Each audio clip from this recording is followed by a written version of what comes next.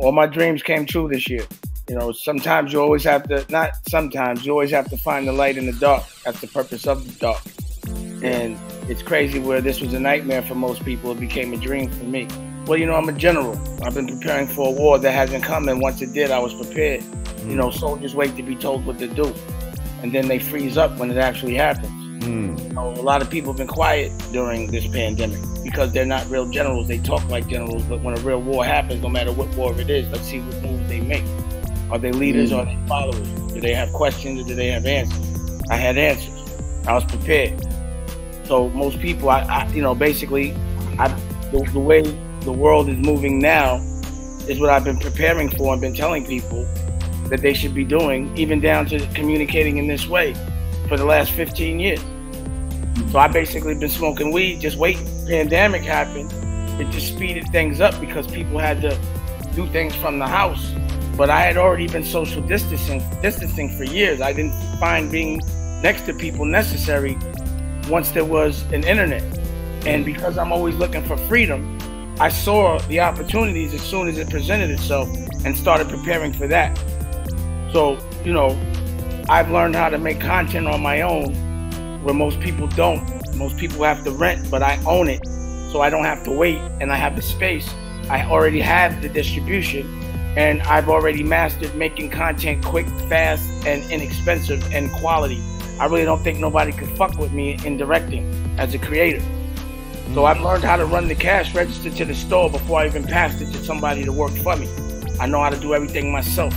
I'm a producer, I'm a director. I know like right just now, I just broke down for the next movie, every single person, job, what they get paid, how long shit should take. I'm already, you know, I know this shit. So again, when this war happened, I had the bullets. It was like everybody got big guns, but they ain't had no bullets. So I said, you could have tanks, you could have motherfucking lasers, you could have all that shit. But I could come take all of y'all with a 22 right now, because y'all don't have bullets, and that's what I did. So if everybody's sitting around worried about the new world instead of preparing for the new world, if you still doing things an old way, knowing that the world is different, then that's dumb, you know? And I'm not gonna say that the music industry is dumb, but I like a lot of people when I'm like, yo, y'all putting out, still thinking about putting out albums and music videos, but you can't talk, you know? And so that's the only way you're really making any real bread. I mean, streaming is cool, but you know, 70% of the income is gone. And that's also where you sold your merch. So it makes sense to make content, something that gives you residual income. So you could get money while you're sitting by the pool. So when the first week of COVID, when everybody was worried, I was catching checks for some shit I did 20 years ago. Because I talk general talk. I talk boss talk. A soldier's not gonna hear me. I talk master talk. A slave's not gonna understand that. That's gonna scare a slave. And what I learned young is not to be frustrated because someone's not as evolved as I am. That's controlled by fear that's been implemented to control you. You know, you want to be soft, be soft. I'm all right with it. But at the end of the day, what I'm not going to do is fight my own culture unless you're hurting my culture too much. I'm a bomb on them because the narrative should be that they're not the plug. We don't need them to give them our culture to sell it back to ourselves, and they should be humble and tread lightly around us as opposed to so entitled.